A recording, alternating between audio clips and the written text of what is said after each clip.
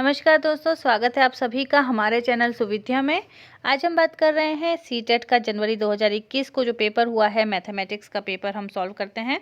तो 30 क्वेश्चन जो हैं वो मैथमेटिक्स से रिलेटेड होंगे।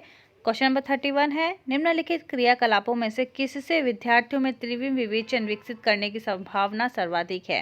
तो यहाँ पर जो सही आंसर होगा, देखिए आंकड़ों को निरूपित रूप से करने के लिए दंड आलेख करना ये गलत होगा। चार्ट में नमूनों को पहचानना भी गलत होगा। सुडोकू जो पजल्स होती हैं उनको सॉल्व करना भी यहाँ पर गलत होगा। लेकिन जो ऑप्शन 4 है वो यहाँ पर सही होगा। जो चौपड़ आकृतियों को पहचानना, ऑप्शन डी जो है वो इसका सही आंसर माना जाएगा। क्वेश्चन नंबर 32 में हम चलते हैं।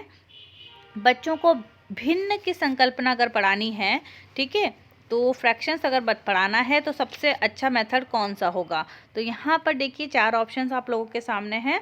पहला ऑप्शन दिया है किजिनियर छड़ें, गिनतारा, जियो बोर्ड या संख्या चार्ट। तो यहाँ पर जो सही ऑप्शन माना गया है वो है ऑप्शन नंबर 1। रोड्स जो हैं, ये रोड छड़े जो हैं कई बाहर के जो स्कूल्स हैं वहाँ पर तो यूज़ किया जाता है इस मेथड का। तो ऑप्शन 1 यहाँ पर सही होगा। क्वेश्चन नंबर 33 हम देख लेते हैं।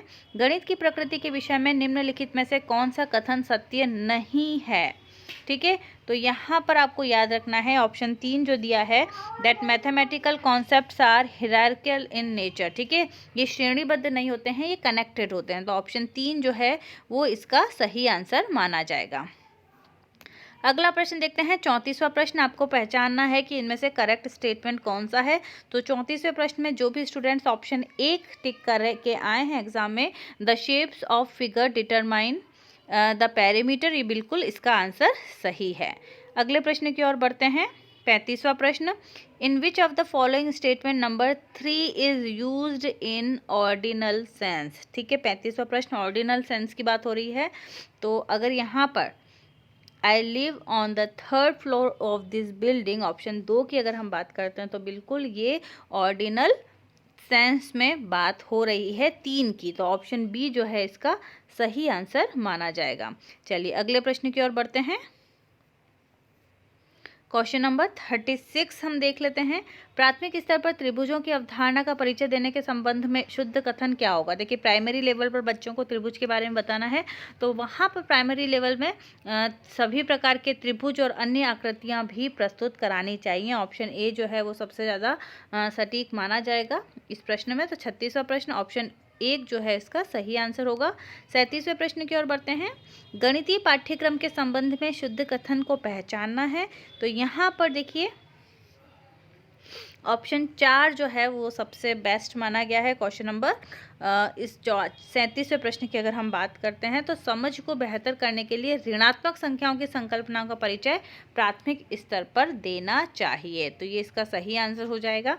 अगले प्रश्न की ओर बढ़ते हैं। 38वां प्रश्न बहुत सरल प्रश्न है। 38वां प्रश्न कि the sum of 5 consecutive numbers is 20। सो उनका जो सम है, प्रथम 3 जो क्रमागत संख्याएं हैं उनका योग कितना होगा। तो इस प्रश्न का सही आंसर हो जाएगा 9। 3rd ऑप्शन इसका सही होगा।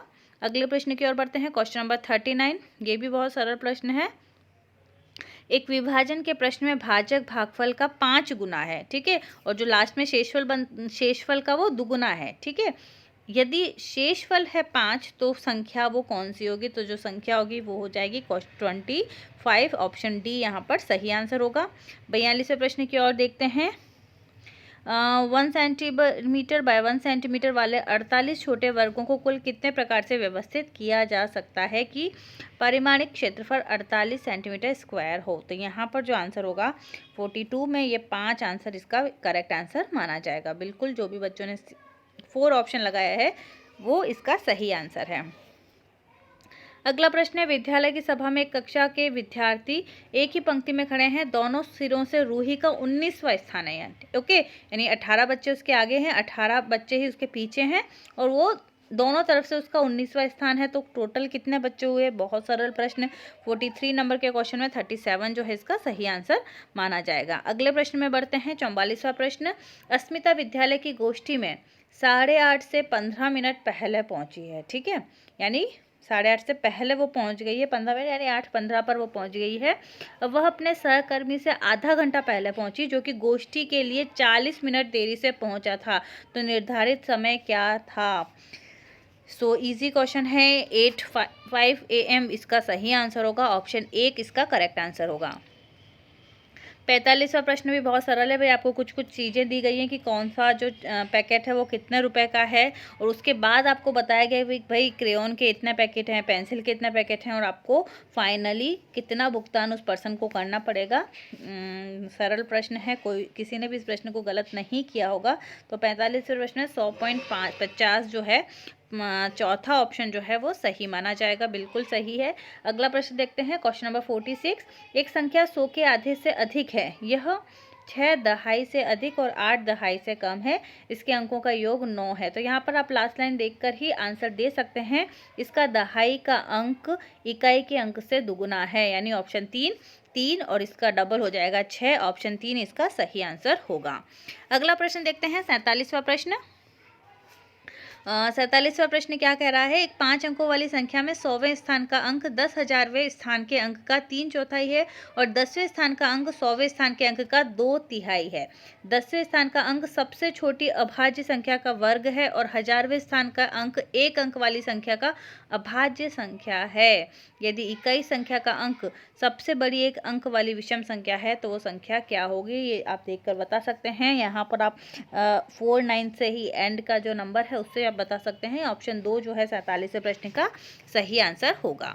48वां प्रश्न देखिए, आपको बताना है कि कुल कितने टाइम जो गाड़ी है वो कुल कितना समय चली। तो देखिए, पटना से 30 मई 2020 को 23:40 पर चलती है। ठीक है, यानी ज़्यादा समय नहीं चली, 24 होते ही तो फिर अगला दिन लग जाएगा। फिर 31 मई को पूरे दिन चली है, और फिर 1 जून को 5:15 पर पहुंच रही है वो। तो कुल कितना यात्रा का कुल समय कितना होगा यहाँ पर? ऑप्शन 3 जो है बिल्कुल करेक्ट है, 29 घंटे 35 मिनट इसका सही आंसर होगा। क्वेश्चन नंबर 49 हम देख लेते हैं। 16 लीटर धारिता वाली एक बाल्टी पूर्ण रूप से पानी से भरी हुई है।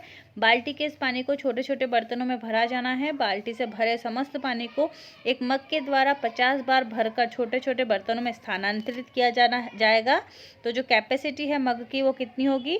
320 होगी। तो इस प्रश्न का क्वेश्चन नंबर 49 का ए ऑप्शन सही होगा। अगला प्रश्न भाई, 17,863 पाने के लिए 8,008, 8,088 और 8,808 के योग में से क्या घटाना होगा? तो यहाँ पर आंसर होगा 7,041। ऑप्शन डी जो है चौथा ऑप्शन इसका सही आंसर है। क्वेश्चन नंबर 51 है। देखिए, आपको यहाँ पर मारिया और शहनाज के नंबर दिए गए हैं। 100 में से प्राप्तांक जो हैं देखेंगे आप कि वैसे तो सब में अलग अलग हैं, लेकिन आपको इन नंबरों के आधार पर बताना है कि कौन सा कथन सही है। तो यहाँ पर पहला ऑप्शन सही होगा कि दोनों के जो कुल प्राप्तांक हैं वो दोनों सही बराबर हैं। ठीक है, ऑप्शन ए जो है इसका सही आंसर होगा, 1 वाला। क्वेश्चन नंबर 52 देख लेते हैं। एक टैक्सी का मीटर पहले 2 किलोमीटर की यात्रा के लिए 50 का भाड़ा दिखाता है, और उसके बाद प्रति किलोमीटर की यात्रा के लिए 16 रुपये का भाड़ा दिखाता है। मंजू अपने घर से रेलवे स्टेशन तक की यात्रा के लिए 258 रुपये किराया देती है। उसके घर से रेलवे स्टेशन तक की दूरी कितनी होगी? तो यहाँ पर 15 किलोमीटर इसका सही आंसर होगा। ऑप्शन 4 जो है that will be correct answer. तो यहाँ पर हमारे क्वेश्चंस जो हैं 52 क्वेश्चंस हो चुके हैं। क्वेश्चन नंबर 53 हम देख लेते हैं। गणित के कक्ष में अध्यापक ने निम्नलिखित कुछ प्रश्न प्रस्तुत किए हैं। ओके, अब ये 4 क्वेश्चंस हैं, आपको इनमें से सही बताना है कि ओपन एंडेड क्वेश्चन कौन से हैं या फिर क्लोज्ड एंडेड क्वेश्चंस कौन से हैं। तो देखिए, एक पहला जो प्रश्न है वो है, एक आयत का क्या क्षेत्रफल है? उसकी एक भुजा 5 सेंटीमीटर और परिमाप 30 सेंटीमीटर है। तो ये बिल्कुल यहाँ पर अगर आप देखते हैं तो ए जो है वो क्लोज्ड एंडेड क्वेश्चन लग रहा है। बी ऑप्शन देखें, उन संख्याओं का समुच्चय ज्ञात करो जिनका माध्यक 4 है। तो ये जो है ये ओपन एंडेड क्वेश्चन है। 0 से 8 मध्य सभी अभाज्य संख्याओं की एक सूची बनाएं, ये भी एक क्लोज्ड एंडेड क्वेश्चन हमें लग रहा है। और आयतों के बारे में आपकी जो भी गणितीय जानकारी है वो मुझे बताएं। तो ये ओपन एंडेड क्वेश्चंस है। तो यहाँ पर अगर हम देखें तो ऑप्शन 1 जो होगा वो सही होगा। ए और सी बंद सिरे वाले प्रश्न हैं और बी और डी मुक्त सिरे वाले प्रश्न हैं। तो इस प्रश्न का सही आंसर होगा ऑप्शन 1। 54वां प्रश्न देखते हैं, गणित के शिक्षण अधिगम संदर्भ में निम्नलिखित में से कौन सी प्रक्रिया वांछनीय है? विद्यार्थियों को बताना चाहिए कि प्रश्नों को हल करने के लिए निर्धारित कदमों का अनुकरण करें। ठीक है, ये भी ज़रूरी है। सेकंड है कि मुक्त उत्तर बनाने वाले प्रश्नों से बचना चाहिए, गलत बात है, ऐसा कभी नहीं होना चाहिए। तीसरा ऑप्शन दिया है, संकल्पनाओं की अंतर्दर्शी समझ को प्रोत्साहित करना चाहिए, तो ये बिल्कुल करेक्ट है यहाँ पर। और खुली पुस्तक परीक्षा से बचना चाहिए, ये नहीं होगा। यहाँ पर जो सबसे सूटेबल आंसर लग रहा है मुझे वो ऑप्शन 3 होगा। क्वेश्चन नंबर 55 है कि रोहित ने अनुभव किया कि वर्ग एक समचतुर्भुज और एक आयत दोनों ही है, तो वैन हिल के चिंतन के आधार पर ये कौन सा चरण होगा? ये होगा ऑप्शन नंबर 4, संबंध। ठीक है, लेवल 2 रिलेशनशिप से रिलेटेड। क्वेश्चन नंबर 56 हम देख लेते हैं, गणित के शिक्षण अधिगम पर निम्नलिखित में से किसका प्रभाव होने की संभावना न्यूनतम है? तो छात्रों के गलत उत्तरों के पूरे हल देना, इसकी संभावना गलत होगी। ऑप्शन 1 जो है वो सही आंसर माना जाएगा। क्वेश्चन नंबर 57 देख लेते हैं, गणित के शिक्षण अधिगम के विषय में निम्नलिखित में से कौन सा कथन सत्य नहीं है? तो यहाँ पर ऑप्शन 3 जो है वो सही होगा कि गणितीय ज्ञान की रचना में संस्कृति और संदर्भों की भूमिका नहीं है, तो ये कथन सत्य नहीं है। क्वेश्चन नंबर 58, अगर हम बात करते हैं कि इन्हीं दो पूर्ण संख्याओं का योग एक पूर्ण संख्या होता है, the sum of any two whole number is whole number, ये जो प्रॉपर्टी है उसे क्या कहा जाता है? इसे क्लोजर प्रॉपर्टी या संवरक गुण कहा जाता है। बी ऑप्शन यहाँ पर सही होगा। अगला क्वेश्चन आ जाते हैं हम, क्वेश्चन नंबर 59, अगर प्राथमिक स्तर पर गणित को पढ़ाने के लिए निम्नलिखित में से कौन सा पहलू सबसे ज़्यादा महत्वपूर्ण होगा? तो बिल्कुल गणित को बच्चों के जीवन के अनुभवों का भाग बनाना चाहिए। ठीक है, बच्चों को अगर हमें गणित पढ़ानी है, प्राइमरी लेवल से पढ़ानी है, तो बिल्कुल उनको जीवन के अनुभवों का उनका भाग बनाना पड़ेगा। बच्चों को छोटी छोटी चीज़ें समझानी पड़ेगी, दुकानों के हिसाब बताने पड़ेंगे, और उस आधार पर बच्चे जो हैं वो गणित को पढ़ सकते हैं। 60वां प्रश्न, प्राथमिक स्तर पर संख्याओं को पढ़ाना है तो कौन सा कथन सत्य होगा? तो यहाँ पर ऑप्शन जो है वो 4 ऑप्शंस आप लोगों के सामने हैं। संख्याओं की अंतर्दर्शी समझ को प्रोत्साहित किया जाना चाहिए, बिल्कुल सही है। संख्याओं को एक अनुक्रम में पढ़ाएं, ये सही नहीं होगा। ऑप्शन सी, गणना से पहले संख्याओं को संख्यक रूप में लिखना सिखाया जाए, ये भी ज़रूरी नहीं है कि पहले लिखना सिखाया जाए फिर गणना सिखाई जाए।